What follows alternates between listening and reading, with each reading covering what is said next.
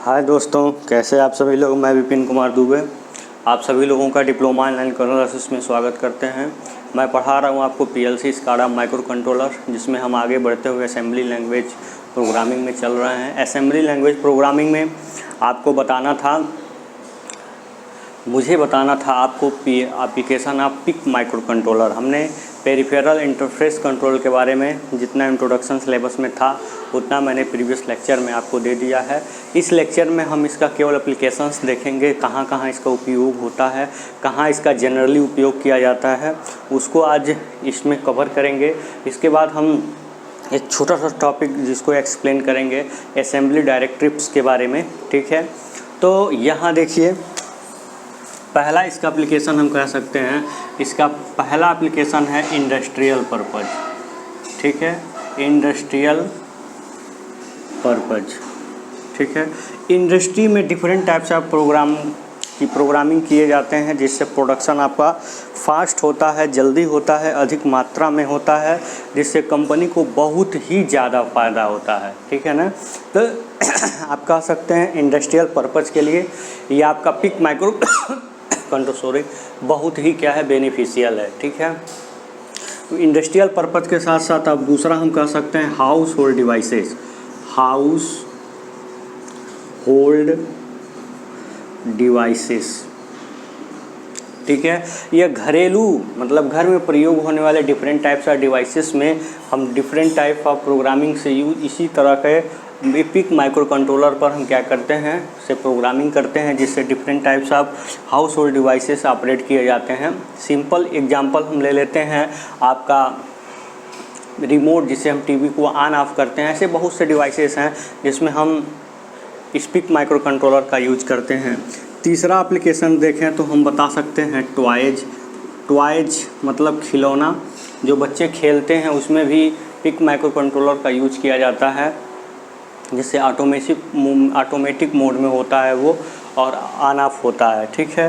Toys के साथ साथ अब हम और अगला पॉइंट हम स्टडी कर सकते हैं ऑटोमोबाइल में तो इसका भरमार है, ठीक है। ऑटोमोबाइल में तो पिक माइक्रो कंट्रोलर का बहुत ज़्यादा यूज़ हो रहा है हर तरीके। जैसे आप छोटा सा एग्जांपल देते हैं, आपके बाइक जो भी आप मार्केट से ले रहे हैं तो उसमें आप देखेंगे कि जो भी डिस्प्ले है सब डिजिटल डिस्प्ले है, बिना प्रोग्रामिंग के वो ऑन ऑफ नहीं होते हैं, ठीक है, बिना प्रोग्रामिंग के वो ऑपरेट नहीं होते हैं। इस प्रकार आप कह सकते हैं ऑटोमोबाइल में पिक माइक्रो कंट्रोलर का बहुत ही महत्वपूर्ण योगदान है, ठीक है। आप इसको बढ़ा के भी लिख सकते हैं, ऐसा नहीं है मैं एक लाइन लिख रहा हूँ तो आप भी एक ही लाइन लिखिए, ठीक है। और इसका अगला यूज है आपका स्ट्रीट लाइट में इसका यूज हुआ,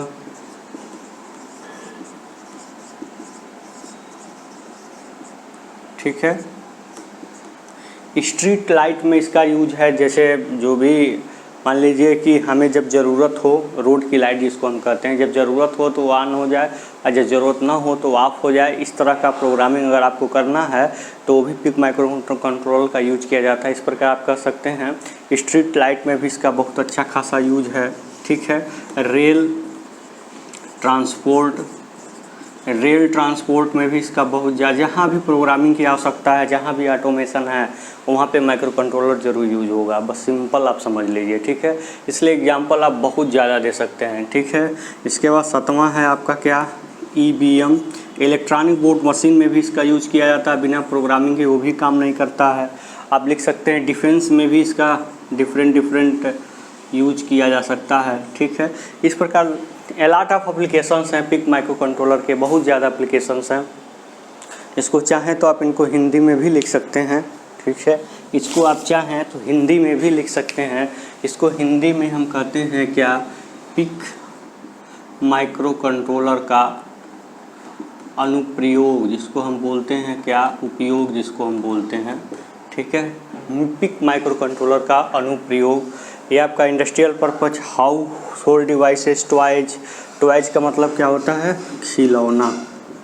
खिलौने में भी इसका यूज किया जाता है। ये ऑटोमोबाइल है, स्ट्रीट लाइट मतलब रोड की लाइट, ठीक है। ये डिफेंस है। डिफेंस का मतलब क्या है? सुरक्षा प्रणाली में भी इसका यूज किया जाता है। डिफेंस सिस्टम कर सकते हैं इसको, हिंदी में क्या कर सकते हैं? सुरक्षा प्रणाली। ठीक है, इस प्रकार के एप्लीकेशंस हैं जो पिक माइक्रो कंट्रोलर का यूज किए जाते हैं।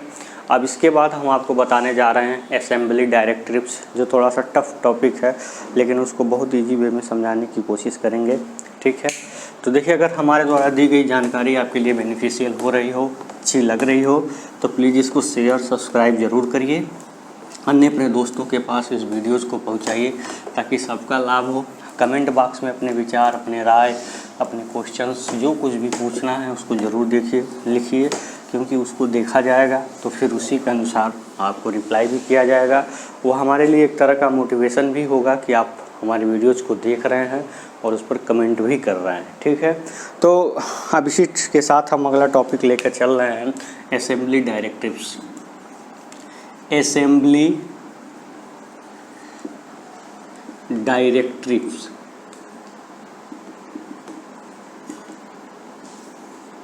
आप कहेंगे कि सर इसका हिंदी भी लिख दीजिए, तो इसका कोई हिंदी नहीं होता है। अगर आप लिखना चाहें तो ऐसे लिख सकते हैं, असेंबली डायरेक्टिव्स। ठीक है, आप इसको हिंदी में ऐसे ही लिख सकते हैं, इसका कोई स्पेशल हिंदी नहीं है। असेंबली डायरेक्टिव्स होता क्या है? जैसा नाम से ही क्लियर है, इसमें असेंबली शब्द का प्रयोग किया गया है। इसका मतलब ये हुआ कि यह असेंबलर के ऑपरेशन को क्या करता है? कंट्रोल करता है। एक प्रकार का स्पेशल कोड होता है जो असेंबली लैंग्वेज में प्रयुक्त होकर असेंबलर के ऑपरेशन को क्या करता है? कंट्रोल करता है। आप ऐसे लिख सकते हैं। इसको बारे में अगर आपको लिखना है तो आप लिख सकते हैं,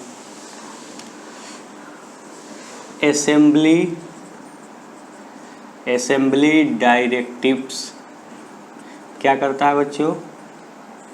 असेंबली लैंग्वेज में प्रयुक्त होकर या प्लेस्ड होकर, असेंबली लैंग्वेज में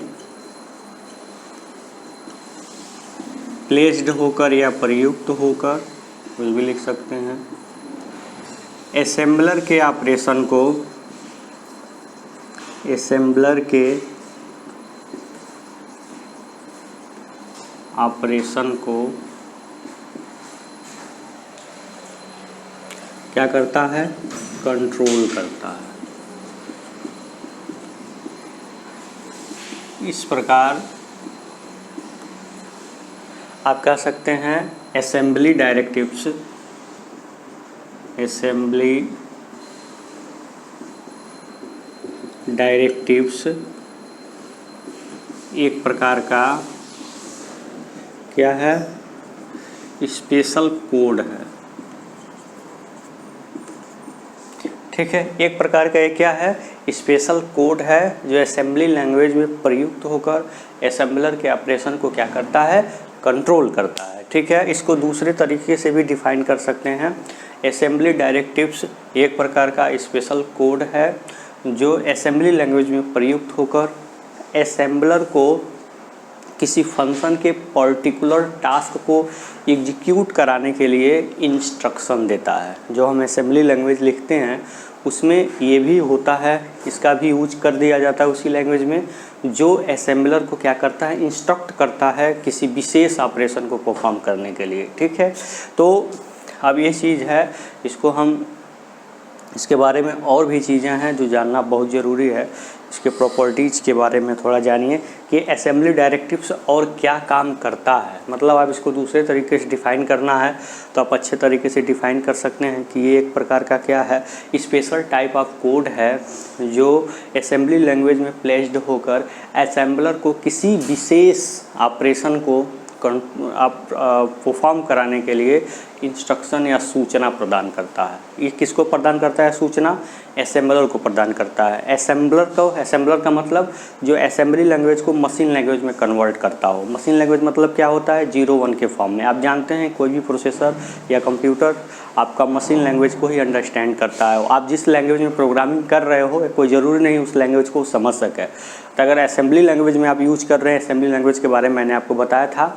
असेंबली लैंग्वेज में क्या होता है कि हम डिफरेंट न्यूमोनिक्स का यूज करके लैंग्वेज हम लिखते हैं। तो अगर आपने लैंग्वेज उसको लिखा है, असेंबली लैंग्वेज आपने लिखा है किसी प्रोग्राम का, तो आपने उसको मेमोरी में फीड किया है, प्रोसेसर उसको फेच करता है, मेमोरी से लेता है, तो डिकोडर उसको डिकोड करता है किस लैंग्वेज में, मशीन लैंग्वेज में। तो जस्ट लाइक असेंबलर आपका यही काम करता है, असेंबली लैंग्वेज को मशीन लैंग्वेज में क्या करता है, कन्वर्ट करता है। तो वो तो कन्वर्जन करता ही करता है, अब उसके साथ साथ कुछ स्पेशल फंक्शन भी परफॉर्म करता है असेंबलर।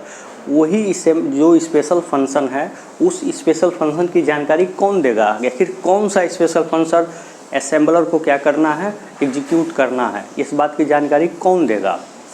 तो यही आपका असेंबली डायरेक्टिव्स देता है कि आपको, आप तो जो कर रहे हैं असेंबली लैंग्वेज को मशीन लैंग्वेज में कन्वर्जन का काम, वो तो करिए ही, इसके साथ साथ कुछ अलग वर्क भी आपको करना है। जैसे मान लीजिए कि आप कहीं काम कर रहे हैं, किसी कंपनी में काम कर रहे हैं, किसी कॉलेज में आप पढ़ा रहे हैं, तो केवल आपको पढ़ाने का काम नहीं लेगा आपसे, उसके अलावा भी कुछ अलग काम भी आपसे लिया जाएगा। सेम वही चीज़ असेंबलर के साथ है। तो असेंबलर आपका जो काम कर रहा है तो करेगा ही, उसके साथ साथ कुछ अलग फंक्शन भी परफॉर्म कराने के लिए उसको कहा जाता है। जैसे वो बताता है कि प्रोग्राम का स्टार्ट कब होगा, एंड कब होगा, बताता है जो भी डाटा है वो कहाँ जाकर के स्टोर होगा, उसका लोकेशन भी प्रोवाइड करता है असेंबलर। इसके साथ साथ जो डिफरेंट वेरिएबल्स हैं उनको वैल्यू भी प्रोवाइड करता है। ठीक है, इस तरह के इनके अन्य भी फंक्शन होते हैं असेंबलर के। ठीक है, तो जो असेंबली डायरेक्टिव्स द्वारा ही उसको क्या किए जाते हैं, इंस्ट्रक्ट किए जाते हैं। ठीक है, तो अदर इसके वर्क क्या हैं उसको हम देखते हैं, फिर एग्जाम्पल को हम देखेंगे। एग्जाम्पल से पूरी चीज़ें एकदम क्लियर हो जाएंगी। ठीक है,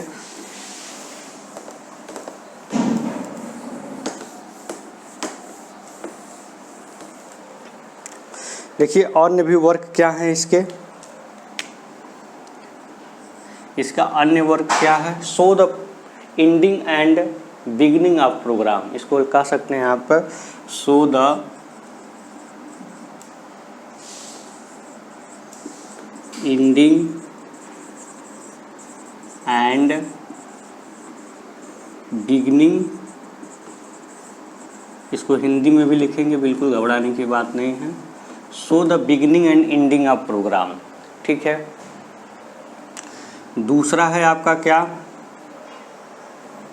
यूज्ड टू प्रोवाइड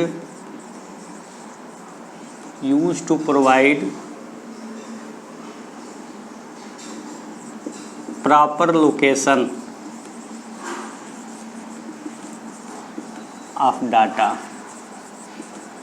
ठीक है, डाटा के लिए एक प्रॉपर लोकेशन में क्या करता है, प्रोवाइड करता है। ठीक है, इसके साथ साथ अलग फंक्शन इसका क्या है, give the appropriate value of variable. ठीक है, मेन रूप से इसका 3 वर्क है आपका, show the ending and beginning of program, use to provide proper location of data, give the appropriate value of variables. ठीक है, इसको हिंदी में आप लिख सकते हैं क्या, ये प्रोग्राम के एंडिंग और बिगिनिंग के दिखाता है। ये क्या करता है, यह प्रोग्राम के आरंभ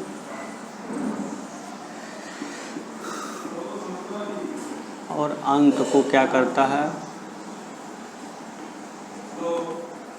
दिखाता है। Used to provide proper location of data, ये जो है डाटा के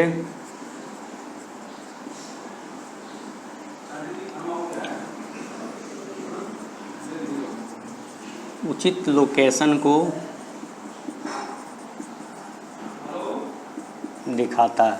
ठीक है, give the appropriate value variable, यह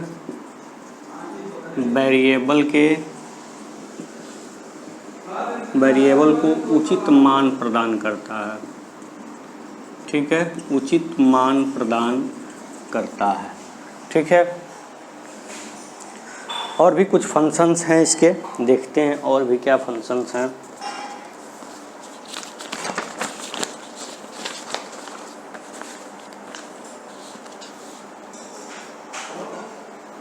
डिफाइन, देखिए इसका और फंक्शन क्या है, define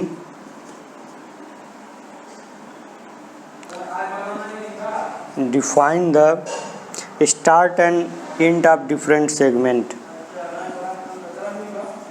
Start and end of different segment. ठीक है, डिफरेंट सेगमेंट के स्टार्टिंग और एंडिंग को भी दिखाता है, जो एग्जाम्पल से सारी चीज़ें क्लियर हो जाएंगी।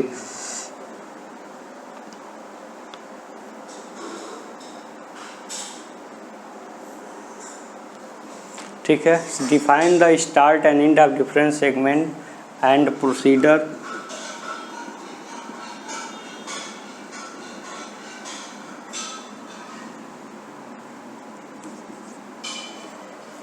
Of program.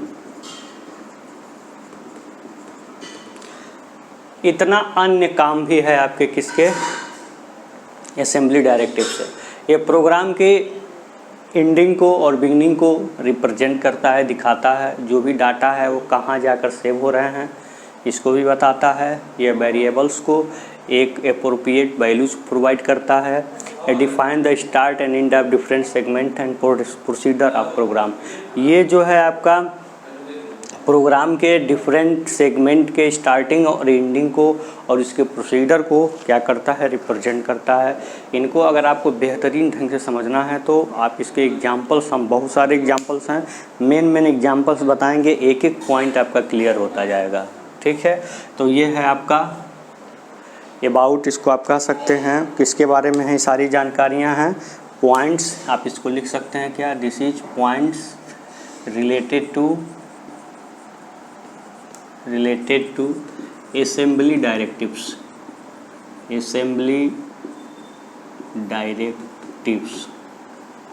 ठीक है, आप इसको ऐसे हेडिंग करके लिख सकते हैं, आप इसका स्क्रीनशॉट ले सकते हैं।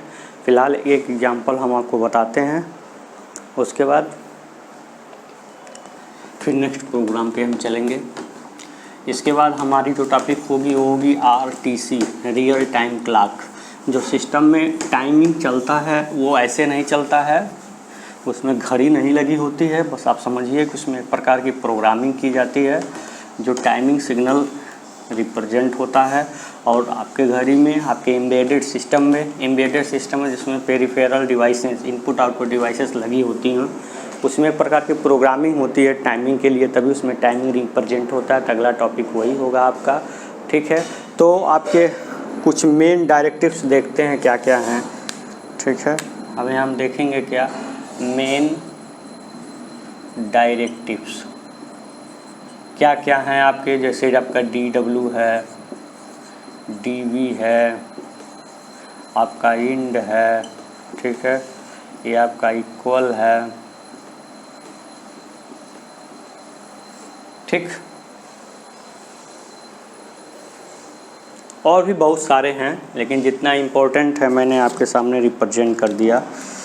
ठीक, सबसे पहले तो आपका ORG, सबसे पहले आपका क्या है ORG, पहला, दूसरा, तीसरा, चौथा, पाँचवा। ठीक है, अब इसको लिख सकते हैं, ये सब के मेन डायरेक्टिव्स हैं। इसमें आप लिख सकते हैं, इसको हम क्या बोलते हैं, सेट ओरिजिन। इसको क्या बोलते हैं, सेट ओरिजिन। इसको क्या बोलते हैं, डिफाइन वर्ड। इसको क्या बोलते हैं, डिफाइन बाइट। ये तो आपका इंड ही है, प्रोग्राम के इंड को रिप्रेजेंट करता है। ये आपका इक्वल ही है। ठीक है, तो इस प्रकार के ये है आपके क्या असेंबली डायरेक्टिव्स, जो अत्यंत इम्पोर्टेंट है, इसको हम बताते हैं।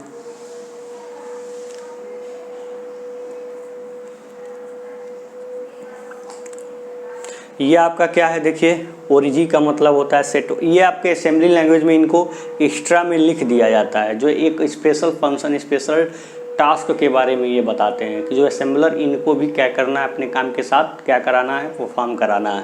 तो जैसे ओरिजिन का हो गया सेट ओरिजिन, DW का डिफाइन वर्ड, DB का डिफाइन बाइट, इंड का इंड, इक्वल का इक्वल, ऐसे बहुत हैं और भी देखा जाएगा। ठीक है, एक एग्जाम्पल दे करके इसको समझाने की हम कोशिश कर रहे हैं। एक इसका देखिए, एक एग्जाम्पल है इसका क्या, ORG2050H, इसको क्या कहेंगे ORG, इसको हम कहेंगे क्या, एग्जाम्पल हम आपको बता रहे हैं क्या, ORG2050H। इसका मतलब क्या है पहले इसको समझिए। इसका मतलब है जो भी स्टेटमेंट असेंबलर के द्वारा एग्जीक्यूट किया जा रहा है उसका मेमोरी लोकेशन क्या है, 2050 हेक्साडेसिमल है। ठीक है, मेमोरी लोकेशन ये रिप्रेजेंट हो रहा है। जो भी स्टेटमेंट आपका असेंबलर क्या कर रहा है, कन्वर्ट कर रहा है, उसका ये मेमोरी लोकेशन क्या है, रिप्रेजेंट हो रहा है। तो इस प्रकार से असेंबलर तो अपना स्टेटमेंट को मशीन लैंग्वेज में कन्वर्ट कर ही रहा है, उसके साथ साथ उसके मेमोरी लोकेशन को भी यहाँ पे क्या कर रहा है, रिप्रेजेंट कर रहा है। जैसा मैंने यहाँ लिखाया था कि डाटा के मेमोरी लोकेशन को भी क्या करता है, ये रिप्रेजेंट करता है। ठीक है, तो ये आपका इम्पोर्टेंट एग्जाम्पल में आ जाता है। अब इसके साथ एक दो एग्जाम्पल्स और देखेंगे, ठीक, उसके बाद ये टॉपिक। हाँ तो बेटा असेंबली डायरेक्टिव्स का अगला एग्जाम्पल है इंड फॉर इंड। इसका मतलब क्या है, इसको समझा जाए। जैसे मान लीजिए किसी असेंबली लैंग्वेज में एक छोटा सी चीज़ बढ़ा दिया गया है यहाँ पे इंड स्टार्ट, तो इसका मतलब क्या हुआ कि असेंबलर, अगर मान लीजिए असेंबली लैंग्वेज में इसको ऐड कर दिया गया है, एक स्पेशल कोड ही होता है, हमने बताया था, जो असेंबलर को एक एडिशनल टास्क एग्जीक्यूट करने के लिए, एक एडिशनल टास्क या कह सकते हैं, या एडिशनल फंक्शन को परफॉर्म कराने के लिए एक प्रकार का स्पेशल कोड दे दिया जाता है। मान लीजिए किस तरह का कोड दे दिया गया, तो इसका मतलब क्या हुआ कि असेंबलर उस प्रोग्राम को इंड करेगा जिसका लेवल स्टार्ट हो, यानी कि जो प्रोग्राम स्टार्ट शब्द से बिगिन हो रहे हों, आरंभ हो रहे हों, उसको क्या करेगा, इंड करेगा। ठीक है, इसका लिख सकते हैं। इसका मतलब क्या हुआ, मीन इसका क्या निकलेगा, इसका मीन्स क्या हुआ कि असेंबलर क्या करेगा, उस प्रोग्राम को इंड करेगा। किसको इंड करेगा, जिसका आरंभ का लेवल ठीक है क्या हो, स्टार्ट से हो। ठीक है, इसका मतलब ये हुआ। और यहाँ EQ का एक EQ जिसको हमने बताया था, इक्वट जिसको हमने बताया था, इसका मतलब ये है फॉर एग्जाम्पल। ठीक है, इसको घबराइएगा मत, ये फॉर एग्जाम्पल है। जैसे लिखा हुआ है, मान लीजिए इस तरह का स्पेशल कोड रिप्रेजेंट कर दिया गया है। इसका मतलब क्या हुआ, EQ01H पोर्ट 1 EQ01H। इसका मतलब क्या है कि अगर कहीं भी इस तरह का चीज़ लिख दिया गया है 01H, तो इसका मतलब है कि वो पोर्ट 1 को क्या कर रहा है, रिप्रेजेंट कर रहा है, यानी कि इस वेरिएबल को एक वैल्यू प्रोवाइड कर रहा है। जैसा कि हमने लिखवाया था असेंबलर डायरेक्टिव्स के कुछ स्पेशल पॉइंट्स करके हमने लिखवाया था कि इस वेरिएबल को क्या कर रहा है, ये एक तरीके का पॉइंट या वेरिएबल को एक वैल्यूज प्रोवाइड कर रहा है। ठीक है, तो इस तरह से हम किसी वेरिएबल को एक पर्टिकुलर वैल्यू से भी क्या कर सकते हैं, रिप्रेजेंट कर सकते हैं। ठीक है, तो दोनों एग्जाम्पल अच्छे तरीके से आपको समझ में ज़रूर आ गए होंगे। अब इसके साथ साथ अब हम दो एग्जाम्पल्स और देखेंगे। जब एग्जाम्पल्स हम देखेंगे तो आपका डायरेक्टिव्स बहुत अच्छे तरीके से क्लियर होगा। ठीक है, हाँ तो बेटा अगला एग्जाम्पल आप देखिए, आपके सामने रिप्रेजेंट किया गया है डीबी को। डीबी का मतलब होता है डिफाइन बाइट। ठीक है, डिफाइन बाइट का मतलब ये ऐसा इंस्ट्रक्शन कोड होगा जो असेंबलर को क्या करेगा, डिफाइन करेगा, असेंबलर को इंस्ट्रक्ट करेगा। किस बारे में इंस्ट्रक्ट करेगा, डिफरेंट टाइप्स ऑफ डाटा, चाहे सिंगल डाटा हो चाहे मल्टीपल डाटा हो, उस डाटा को एलोकेट या इनिशियलाइजिंग करेगा। ठीक है, मतलब इन डाटाओं को अगर एलोकेट करना हो, रिप्रेजेंट करना हो या इनिशियलाइजिंग करना हो, तो वो कौन सा असेंबली डायरेक्टिव्स करेगा, डीबी करेगा। ठीक है, सिंगल डाटा हो या मल्टीपल डाटा हो, इनको शो कराने का काम कौन करता है, डीबी कराता है। ठीक है, जिसको हम बोलते हैं डिफाइन बाइट। कहाँ ये डाटा शो होते हैं, मेमोरीज लोकेशन में। जैसे इसका नाम दे दिया गया है एरिया मेमोरीज लोकेशन में। एरिया का मतलब ये नेम है। ठीक है, मेमोरी लोकेशन का क्या है, नेम है। ये डीबी मतलब डिफाइंड बाइट। इनको एक एरिया मेमोरी लोकेशन में इनको क्या किया गया है, डिफाइन किया गया है ऐसे, ठीक है। ऐसे इनका लोकेशन बना दिया गया है। इसका नाम है क्या, एरिया मेमोरी लोकेशन। इनको क्या किया गया है, इसी में रिप्रेजेंट कर दिया गया है, ठीक है। इन डाटाओं को क्या किया दिया गया है, रिप्रेजेंट कर दिया गया है। इसको आप डिफाइन करना चाहें तो आप इसको डिफाइन कर सकते हैं, this assembly directives is used for allocating and initializing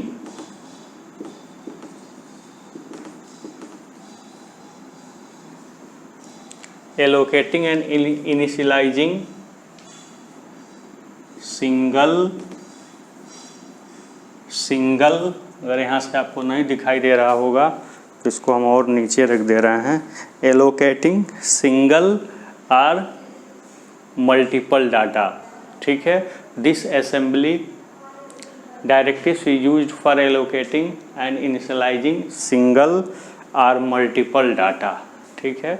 single और मल्टीपल डाटा, ठीक है। इसका मतलब है, ये समझ लीजिए सिंपल, ये सिंगल या मल्टीपल डाटा को एलोकेट करता है, ठीक है, लोकेशन रिप्रेजेंट करता है, ठीक है, एक पर्टिकुलर मेमोरी लोकेशन में। तो ये जो डाटा चाहे सिंगल डाटा हो चाहे मल्टीपल डाटा हो, इसको रिप्रेजेंट कर दिया, ठीक है। ये डिफाइन वर्ड, इसका मतलब क्या है, डिफाइन वर्ड। ये भी आपका क्या है, डिफाइन वर्ड, ये भी आपका असेंबली डायरेक्टिव्स है, ठीक है। ये भी एक प्रकार का स्पेशल कोड है जो असेंबलर को इंस्ट्रक्ट करता है किसी फंक्शन के पर्टिकुलर टास्क को एग्जीक्यूट करने के लिए, या कह सकते हैं किसी स्पेशल फंक्शन को एग्जीक्यूट करने के लिए एक तरीका का ये इंस्ट्रक्शन कोड है, समझ रहे हैं ना। आप कह सकते हैं इसको कि असेंबलर के ऑपरेशन को कंट्रोल करने वाला कोड है, जो असेंबली लैंग्वेज के साथ साथ इनको भी फेस करना पड़ता है। तो अगर इसका मतलब ये रिप्रेजेंट कर दिया गया है, पहले ये करता क्या है इसको आप देखें, इसका काम क्या है, इसको हम डिफ़ाइन कर सकते हैं यहाँ पे, ऐसे हम इसको यहाँ पे डिफ़ाइन कर सकते हैं। कैसे, ये जो है इसको आप कैसे डिफ़ाइन कर सकते हैं, this assembly directive is used for allocating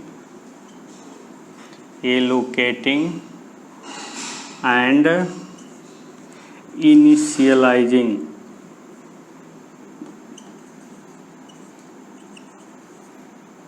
the single or multiple data words। इसका मतलब क्या है, ये केवल सिंगल या मल्टीपल डाटा को ही रिप्रेजेंट कर रहा था एक पर्टिकुलर मेमोरी लोकेशन में, और ये क्या करेगा, ये सिंगल या मल्टीपल डाटा वर्ड्स को रिप्रेजेंट करेगा, ठीक है। इसके एग्जाम्पल यहाँ पे दिए गए हैं। ये 16 बिट के दो डाटा हैं, कितने के हैं, 16 बिट का ये भी है और 16 बिट का ये भी है, ये वर्ड हैं, ठीक है। इनको देखिए कैसे मेमोरी एरिया में रिप्रेजेंट कर रहा है। इसको आप यहाँ पे इसको रिमूव करके आप देख सकते हैं, ठीक है। इसको लोकेट किया गया है, जो भी ये वर्ड्स हैं इनको यहाँ पे क्या किया गया है, लोकेट किया गया है। इसको ऐसे आप क्या कर सकते हैं, लोकेट कर सकते हैं। क्या हम बता रहे हैं आपको, example of DW assembly directive, ठीक है। ये क्या हम बता रहे हैं, एग्जाम्पल बता रहे हैं DW असेंबली डायरेक्टिव का। जो भी एग्जाम्पल है उसको यहाँ पे हम रिप्रेजेंट कर सकते हैं, ऐसे ऐसे ऐसे करके। ये क्या है, ये एरिया, ये नेम है मेमोरी लोकेशन का। एरिया क्या है, ये जो एरिया होता है ये मेमोरी लोकेशन का क्या नाम है, नेम है। एरिया DW 30502015, इनको अलग अलग रोल लोकेट करते हैं, ठीक है। उधर से हम लिखना शुरू किए, दो वर्ड को, 20 हो गया, फिर 5 0 हो गया, 3 0 हो गया। इस तरह से हम क्या करेंगे, रिप्रेजेंट करेंगे। ठीक है, ये नहीं होगा, ये हमने बाहर से बना दिया, ऐसे ही होता है, इसको एरिया कहते हैं, ये चीज़ नहीं होती है। ठीक है, इसको हटा लीजिएगा। ठीक, तो इस प्रकार से हमने आपको बताया असेंबली डायरेक्टिव्स। इस चीज़ को आप हिंदी में भी लिख सकते हैं कि यह जो है असेंबली डायरेक्टिव, ये सिंगल या मल्टीपल डाटा को लोकेट कर सकता है। इसको क्या लिख सकते हैं, या सिंगल या मल्टीपल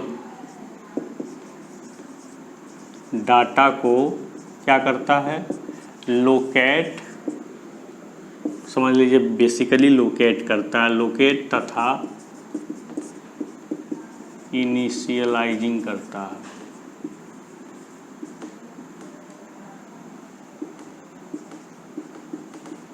ठीक है, ये सिंगल या मल्टीपल डाटा को इनिशियलाइजिंग करता है, और ये सिंगल या मल्टीपल डाटा वर्ड्स को, या क्या लिख सकते हैं, या सिंगल या मल्टीपल डाटा वर्ड्स को क्या करता है, एलोकेटिंग और इनिशियलाइजिंग करता है। ठीक है, ये आपका क्या करता है, ये सिंगल या मल्टीपल डाटा वर्ड्स को एलोकेटिंग या इनिशियलाइजिंग करता है। ठीक है, यहाँ पे एग्जांपल के साथ हमने बता दिया, दो 16 बिट के डाटा हैं, इनको एरिया नामक मेमोरी लोकेशन में इस प्रकार से रिप्रेजेंट कर सकते हैं। तो आप यहाँ इसको डिफाइन वर्ड को एक्सप्लेन कर सकते हैं। ठीक है, ये भी आपका एक असेंबली डायरेक्टिव्स है, असेंबली डायरेक्टिव्स है, ये भी आपका क्या है, असेंबली डायरेक्टिव्स है।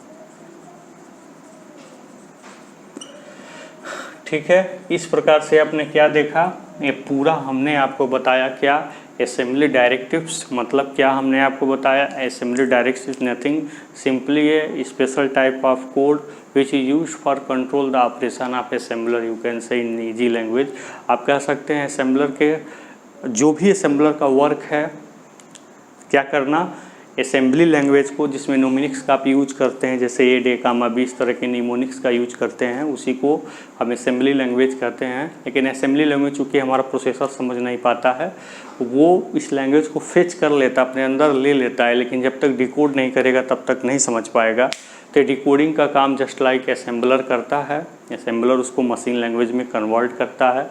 तो केवल कन्वर्टन ना करें, इसके साथ साथ कुछ कोड उसके साथ लगा देते हैं कि वो कन्वर्जन के साथ साथ कुछ अन्य बातें भी बताए, रिप्रेजेंट करे कि या कुछ एडिशनल वर्क भी करे।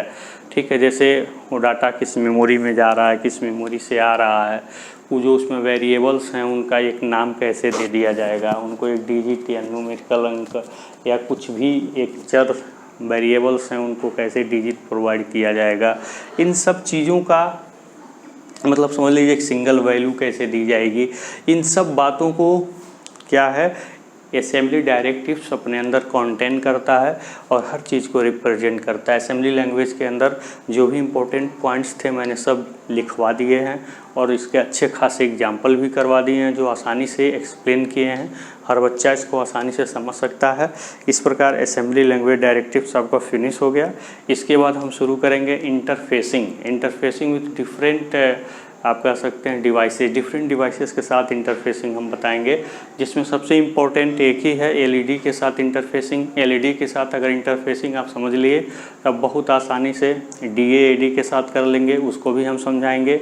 डीए-एडी इंटरफेसिंग कर लिया आपने, फिर एलईडी से इंटरफेसिंग कर लिया 8054 माइक्रो कंट्रोल। इंटरफेसिंग का मतलब होता है कम्युनिकेट करना, आदान प्रदान, डाटा का आदान प्रदान। जैसे हम आपसे इंटरफेस कर रहे हैं मतलब फेस टू फेस मतलब क्या होता है चेहरा, आप जो है फेस टू फेस आप एक डिवाइस को दूसरे डिवाइस के से क्या कर रहे हैं, कनेक्ट कर रहे हैं, ठीक है, या उसको आमने सामने रख करके कम्युनिकेट करा रहे हैं, तो वही इंटरफेसिंग होता है। तो इंटरफेसिंग में हम एलईडी की इंटरफेसिंग जिसको हम एक्सप्लेन करेंगे, उसके बाद डीए और एडी समझ में आ गया, एलईडी के साथ इंटरफेसिंग समझ में आ गया, तो बहुत आसानी से आप माइक्रो कंट्रोलर का मोटर से इंटरफेसिंग करा लेंगे, स्टेबर मोटर जिसको मैंने ऑलरेडी एक्सप्लेन कर दिया है। आप उसको कीपैड से इंटरफेसिंग करा लेंगे, उसको आरटीसी से, जिसको हम कहते हैं आरटीसी, जिसको मैंने आगे एक्सप्लेन करेंगे आरटीसी क्या होता है। आरटीसी को भी आप अच्छे तरीके से समझ सकते हैं, जान सकते हैं। आरटीसी से भी अगर आपको रियल टाइप क्लॉक जिसको कहते हैं, आरटीसी से भी आप 8051 माइक्रो कंट्रोलर को इंटरफेस करा सकते हैं, स्टेपर मोटर को भी करा सकते हैं। जितने भी अब सिलेबस की चीज़ें हैं सबको आप इंटरफेस करा सकते हैं। नेक्स्ट वीडियो हमारा इंटरफेसिंग से ही रिलेटेड होगा, जिसमें हर चीज़ को हम बहुत आसानी से और बहुत अच्छे तरीके से कम समय में हम रिप्रेजेंट करने की कोशिश किए हैं, जो आपके लेवल का है। आपको बातों को समझाने की हमने कोशिश किया है। ठीक है, हमारे यूट्यूब चैनल पे आने के लिए आप सभी विद्यार्थियों का फिर से धन्यवाद।